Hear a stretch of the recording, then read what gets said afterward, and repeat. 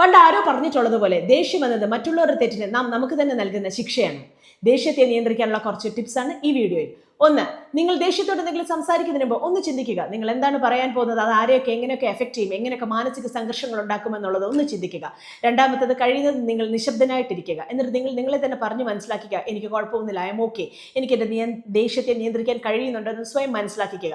മൂന്നാമത്തത്, കമ്മ്യൂണിക്കേറ്റ് ചെയ്യുക. ആരോടാണോ നിങ്ങൾക്ക് ദേഷ്യമുള്ളത് അയാളോട് സംസാരിച്ച് പ്രശ്നങ്ങൾ പരിഹരിക്കാൻ ശ്രമിക്കുക. നാലാമത്തേത്, ദേഷ്യത്തോട് എന്തെങ്കിലും സംസാരിക്കുന്നതിന് മുമ്പ് അതിൻ്റെ ഭവിഷ്യത്തുകളെ കുറിച്ച് ഒന്ന് ചിന്തിക്കുക.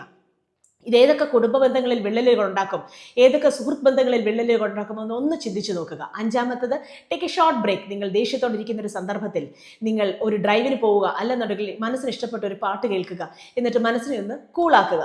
ആറാമത്തെ പോയിന്റ് എന്ന് പറഞ്ഞാൽ, ആ ദേഷ്യപ്പെട്ടിരിക്കുന്ന വ്യക്തിയുടെ സാഹചര്യത്തിൽ നിന്നുകൂടി ഒന്ന് ചിന്തിച്ചു നോക്കുക. എന്തിനായാലും എന്നോട് ദേഷ്യപ്പെട്ടു, ഈ സാഹചര്യം കൊണ്ടല്ലേ അയാൾ ദേഷ്യപ്പെട്ടത്, അവിടെ തീരാവുന്ന പ്രശ്നങ്ങളേ ഉള്ളൂ അയാളെ ഒന്ന് മനസ്സിലാക്കിയാൽ. ഏഴാമത്തത്, നിങ്ങൾ നിങ്ങളുടെ ദേഷ്യത്തിനുള്ള കാരണം കണ്ടുപിടിക്കുക. കണ്ടുപിടിച്ച ശേഷം അങ്ങനെയുള്ള സിറ്റുവേഷൻസ് കഴിയുന്നതും അവോയ്ഡ് ചെയ്യുക. എട്ടാമത്തെ പോയിന്റ് എന്ന് പറയുന്നത്, നിങ്ങൾക്ക് ദേഷ്യം എന്നിട്ട് നിയന്ത്രിക്കാൻ പറ്റുന്നില്ലേ, നിങ്ങളുടെ പ്രോബ്ലംസ് ഒരു ഫ്രണ്ടിനോട് ഷെയർ ചെയ്യുക, അല്ലെങ്കിൽ ഒരു പ്രൊഫഷണൽ ആയിട്ടുള്ള ഒരു കൗൺസിലറുടെ ഹെൽപ്പ് സീക്ക് ചെയ്യുക. ഒമ്പതാമത്തെ പോയിന്റ് എന്ന് പറയുന്നത്, ദേഷ്യം വരുന്ന സാഹചര്യത്തിൽ നിങ്ങൾ 10-15 ദീർഘശ്വാസം എടുക്കുക.